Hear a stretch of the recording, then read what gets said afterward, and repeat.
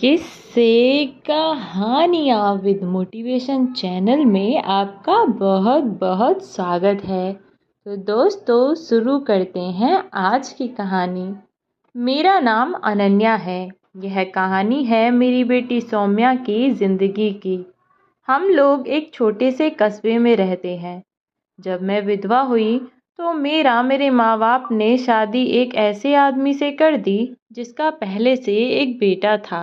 अब मेरा बेटा और बेटी एक ही कमरे में सोते थे, लेकिन सुबह उठते ही मेरी बेटी बेड की चादर दिन प्रतिदिन चेंज कर देती। फिर मुझसे छिप छिपा कर वह पुरानी चादर को धो देती और फिर खुद नहाने के लिए चली जाती थी। कभी कभी तो वह चलते फिरते बेहोश भी हो जाया करती। वह हर रोज़ कमज़ोर होती जा रही थी। एक दिन यह जानने के लिए मैं सुबह जल्दी उठकर उसके कमरे में चली गई, और यह क्या, वहाँ का मंजर देखकर मेरी आंखें खुली की खुली रह गईं। दिल से बस एक ही दुआ निकली कि ये सब किसी को न देखना पड़े, क्योंकि मेरी बेटी और मेरा बेटा। मेरी शादी के 2 साल बाद ही मेरे पति की मौत हो गई। मेरी उम्र 18 वर्ष की है, क्योंकि मेरे घर वालों ने मेरी शादी 16 साल की उम्र में कर दी थी। जैसे मैं अपने घर वालों के ऊपर बोझ थी, और उन्होंने मेरी शादी इतनी छोटी उम्र में कर दी थी। मेरे पिता को एक बेटे की चाहत थी, लेकिन उनके घर में मेरा जन्म हुआ तो जैसे उनके अरमान टूट गए। जिस दिन से मेरा जन्म हुआ, मेरी माँ को मेरे घर वाले सुख से न रहने देते, और पिताजी मुझे बिल्कुल प्यार नहीं करते थे। उन्होंने मुझे कभी भी दिल से नहीं अपनाया था। बस इतना ही समझ लो कि उन्होंने मुझे अपने घर से बाहर नहीं फेंका, वरना उनको मैं एक आँख भी न भाती, क्योंकि उनको एक लड़के की चाहत थी। वो हमेशा मुझसे गुस्से में बात करते, ये तो खानदान में आज तक किसी ने दूसरी शादी नहीं की, जिसकी वजह से मेरे पिताजी भी दूसरी शादी न कर सके। वरना अगर उनका बस चलता तो मेरी माँ को और मुझे छोड़कर दूसरी शादी कर लेते। इसलिए उन्होंने मेरी शादी भी इतनी जल्दी करा दी थी। मेरा पति एक सरकारी स्कूल में क्लर्क था। हम दोनों की एक छोटी बेटी भी थी, लेकिन एक दिन स्कूल से वापस आते हुए मेरे पति का एक्सीडेंट हो गया और उनकी मौके पर ही मौत हो गई। वह दिन मेरे लिए किसी कयामत से कम न था। जैसे मेरे ऊपर मुसीबतों का पहाड़ टूट पड़ा। चारों तरफ से मुझे परेशानियों ने घेर लिया। अब मैं करती भी तो क्या करती। जैसे तैसे थोड़ा समय बीता तो सास ससुर ने भी मुझे उस घर से भगा दिया और फिर से मुझे मेरे घर भेज दिया।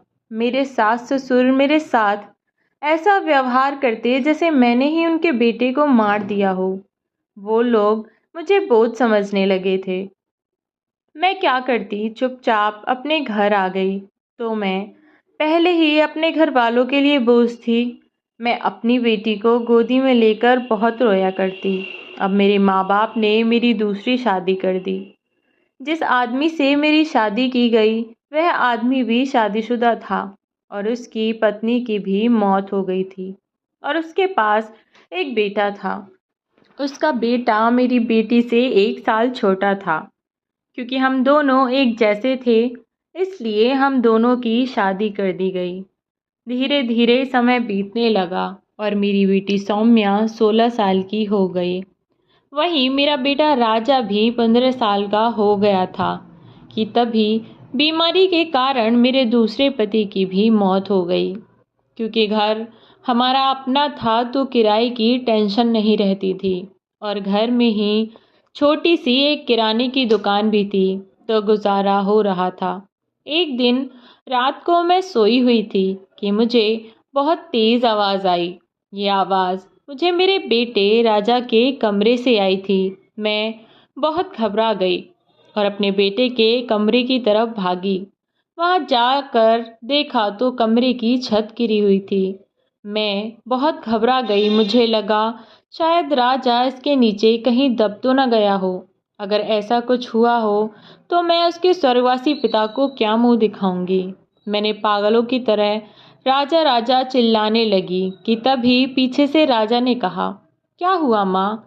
तो मुझे सुकून मिला कि राजा ठीक है। मैंने हाथ जोड़कर भगवान का शुक्रिया अदा किया कि राजा सही सलामत है। अब कमाई का कोई साधन तो रहा नहीं और ऊपर से कमरे की छत गिर जाने के कारण एक ही कमरा बचा हुआ था। मेरे पूरे घर में 3 कमरे थे। एक कमरे में राजा रहता था और एक कमरे में दुकान का सामान भरा हुआ था और एक कमरे में हम माँ बेटी रहा करते थे। अब राजा के कमरे की छत गिर जाने के कारण एक बड़ी समस्या खड़ी हो गई थी। सर्दियों का मौसम होने के कारण बाहर भी नहीं सोया जा सकता था। इसलिए मैंने अपना बिस्तर रसोई में लगा लिया और राजा से कहा कि वह सौम्या के कमरे में जाकर सो जाए। अब मेरे दोनों बच्चे एक ही कमरे में सोते। कुछ ही दिनों बाद मेरी बेटी सौम्या अचानक से बेहोश हो गई। मैंने डॉक्टर को बुलाया तो डॉक्टर ने कहा कि लड़की बहुत कमज़ोर है और कमज़ोरी की वजह से यह बेहोश हो गई थी। अब घबराने की कोई बात नहीं है। इसको अच्छे से खिलाओगे पिलाओगे तो यह ठीक हो जाएगी। अगली सुबह राजा नहा धोकर तैयार होकर आ गया। वह नाश्ता करके अपने काम पर चला गया। क्योंकि वह एक अकेला इस घर का सहारा था तो वह छोटी उम्र से ही काम करने लगा था। जैसे तैसे उसने बस 10वीं की परीक्षा पास की। मैंने उसे कहा कि अगर उसका मन है तो वह आगे पढ़ ले, आगे की पढ़ाई प्राइवेट कर ले। राजा अपने काम पर चला गया लेकिन सौम्या अभी तक नीचे नहीं आई थी। मैं बहुत चौंक गई क्योंकि मेरी बेटी कभी भी इतनी लेट तक नहीं सोती है और अब 10 बज चुके थे लेकिन फिर भी वह नीचे न आई। तो मैं देखने के लिए उसके कमरे में पहुंची। मैंने वहां जाकर देखा तो सौम्या अपने बेड पर बेहोश पड़ी थी। मैं हैरान थी। उसको देखकर ऐसे लग रहा था कि किसी ने उसका सारा खून चूस लिया है। वह पीली पड़ी हुई थी। मैंने डॉक्टर को बुलाया तो डॉक्टर ने कहा कि इससे कोई काम मत करवाना, जितना हो सके इसको आराम कराओ, अच्छे से खिलाओ पिलाओ। मैं डॉक्टर को बाहर तक छोड़ने गई। जब लौटकर आई तो देखा कि मेरी बेटी बेड की चादर धो रही है। जब मैंने उससे कहा कि तुम यह क्या कर रही हो, डॉक्टर ने तुम्हें आराम करने को कहा है, तो वह बोली कि मैं चादर गंदी हो गई थी इसलिए मैंने धो दी। मुझे अपनी बेटी की बात बहुत अजीब लगी। अब अक्सर वह बीमार रहने लगी। 2 दिन बाद वह फिर से बेहोश हो गई। डॉक्टर को बुलाया तो डॉक्टर ने वही बात दोहराई। मैंने डॉक्टर से कहा, पर डॉक्टर साहब मैं तो अपनी बेटी से कोई काम नहीं करवाती। तो डॉक्टर ने कहा कि घबराने की कोई बात नहीं है, ठीक हो जाएगी। थोड़ी देर बाद मैंने देखा तो मेरी बेटी फिर से बेड की चादर लेकर उसको धो रही थी। मुझे कुछ समझ नहीं आ रहा था कि मेरी बेटी ऐसा क्यों कर रही है। अब मैं उस पर नज़र रखने लगी। मेरा मन बहुत घबरा रहा था कि आखिर ऐसी क्या बात है कि मेरी बेटी रोज़ सवेरे अपने बेड की चादर धोने चली जाती है। मेरे दिमाग में बहुत सारे उल्टे सीधे ख्याल चल रहे थे। एक दिन मैंने देखा कि मेरी बेटी को मेरे बेटे ने कोई दवाई दी और उसको खाने को कहा। मेरी बेटी ने भी वह दवाई लेकर अपने दुपट्टे में छुपा ली और रात को खाना खाने के बाद वह दवाई खाकर सो गई। दवाई देते हुए मेरे बेटे ने कहा कि ये दवाइयाँ रात को खाना खाने के बाद खाकर सो जाना, उससे तुम बेहोश नहीं होगी। और वाकई 2-4 दिन मेरी बेटी बेहोश भी नहीं हुई। अब तो मुझसे रहा नहीं गया कि आखिर क्या बात है। मैं उन दोनों के कमरे के बाहर पहुंची तो देखा कि कमरे की लाइट चली हुई है और मेरे दोनों बच्चे आपस में बात कर रहे हैं। राजा ने कहा कि सौम्या ये सब रहने देते हैं। तो सौम्या ने कहा कि नहीं, बस कुछ दिन की बात और है, फिर उसके बाद हम ये सब नहीं करेंगे। सौम्या बोली तो राजा ने कहा, लेकिन तुम्हें पता है ना कि तुम्हारी तबीयत खराब हो जाती है, तुम्हें कमजोरी आ जाती है और तुम बेहोश हो जाती हो। तो सौम्या बोली कि बस कुछ दिन की बात है, फिर नहीं करूँगी। इतना सुनकर मैं बहुत बेचैन हो गई। मैंने कमरे का गेट खोलने के लिए धक्का दिया तो देखा कि कमरा अंदर से बंद था। मैंने दरवाज़ा बहुत ज़ोर से पीटा तो 30 मिनट बाद दोनों ने कमरे का दरवाज़ा खोला। मैंने पूछा, इतनी देर क्यों लगाई दरवाज़ा खोलने में? तो दोनों ने कहा कि हम सो रहे थे और उन दोनों का चेहरा भी ऐसा ही हो रहा था कि जैसे सच में सो रहे हों। अब मैं क्या करती, पर मेरे मन में बहुत सारी बातें चल रही थीं। सीधे ख्याल मेरे मन में आ रहे थे। फिर मैंने निश्चय किया कि मुझे इस बात का पता लगाना ही होगा। क्या मैं जो सोच रही थी वो सब सच है या मैं ही गलत सोच रही थी? अगली सुबह राजा जल्दी अपने काम पर चला गया और मेरी बेटी सोई हुई थी। तो मैंने इस बात का फ़ायदा उठाते हुए अपनी बेटी के नीचे से वो चादर निकाल ली, क्योंकि मैं जानना चाहती थी कि आखिर ऐसा क्या है उस चादर में जो मेरी बेटी सौम्या सुबह उठते ही सबसे पहले उस चादर को धोने के लिए जाती है। यहाँ तक कि वह अपनी तबीयत का भी ध्यान नहीं करती। मेरे अंदर उत्सुकता बढ़ती ही जा रही थी। मैंने धीरे से सोती हुई अपनी बेटी सौम्या के नीचे से वह चादर निकाली और अपने कमरे में ले गई। मैंने उस चादर को खोलकर देखा कि आखिर ऐसा क्या है उस चादर में। पहले तो मुझे चादर में कुछ दिखाई नहीं दिया। जब मैंने बहुत गौर से देखा तो बहुत बारीक बारीक सफ़ेद छोटे छोटे बाल मुझे उस चादर पर नज़र आए। मुझे समझ नहीं आ रहा था कि इस सब के पीछे आखिर असली वजह क्या है।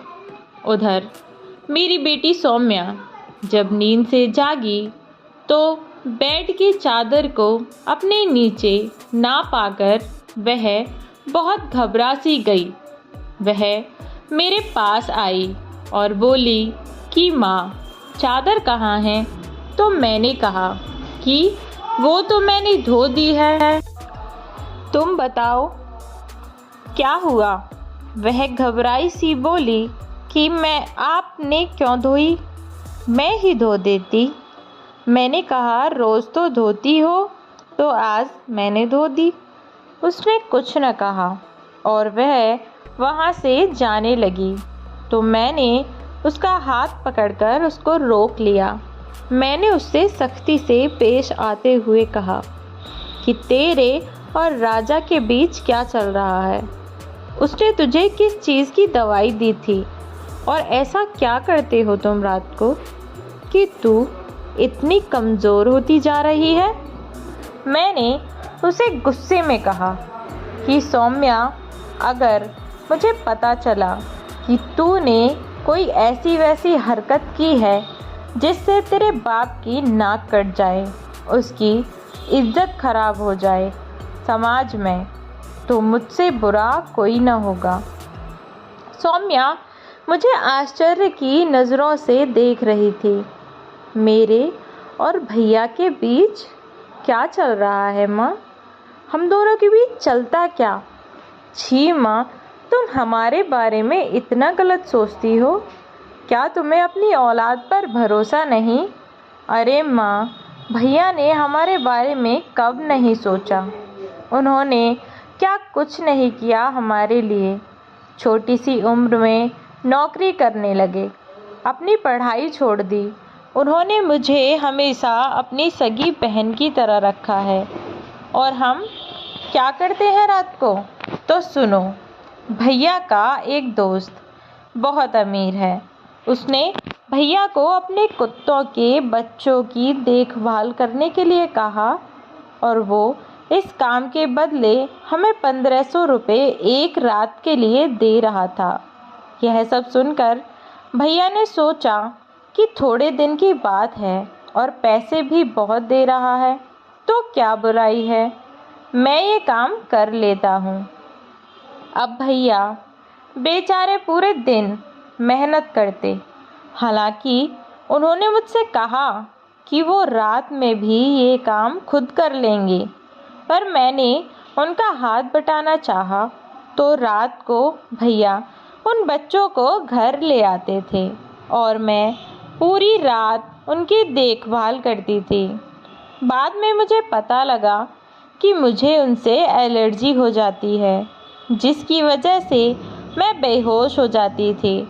मैं और भैया दोनों जानते थे कि दुकान अच्छी नहीं चल रही है, उससे घर का खर्च ही मुश्किल से चल पाता है। इसलिए हम दोनों ने सोचा कि थोड़े पैसे आ जाएंगे।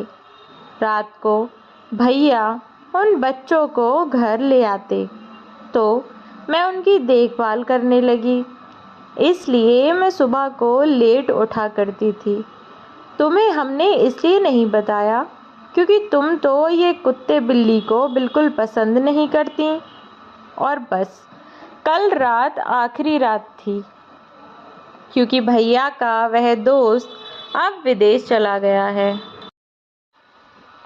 अब हमने इतने पैसे इकट्ठे कर लिए हैं कि भैया के कमरे की छत भी ठीक करा लेंगे। बस इसीलिए हमने आपको नहीं बताया, लेकिन आप पता नहीं क्या क्या सोच बैठे। अब मैं अपनी बेटी के किसी सवाल का जवाब ना दे सकी। मुझे मन ही मन बहुत शर्म आ रही थी कि मैंने अपने बच्चों के बारे में कितना गलत सोचा और मेरे बच्चे कितने सही निकले। शाम को जब राजा काम से वापस आया तो सौम्या ने उसे कुछ नहीं बताया। मैं तो खुद ही बहुत शर्मिंदा थी। अब हमने अपने घर की छत भी ठीक करा ली। अब धीरे धीरे हमारे घर के हालात सुधरने लगे। बचे हुए पैसों से दुकान में सामान भरवा लिया। दुकान भी पहले से ठीक चलने लगी। मेरी बेटी भी घर पर बच्चों को ट्यूशन पढ़ाने लगी और अब धीरे धीरे सब ठीक हो गया। अब हम तीनों सुख से अपने परिवार में रहने लगे। जो किस्मत में लिखा होता है वह हर हाल में होता है। भगवान ने मेरे साथ 2 बार इतना बुरा किया, पर एक काम बहुत अच्छा किया कि उसने मुझे मेरे जैसे हीरे बच्चे दिए, जिन्हें पाकर मैं धन्य हुई।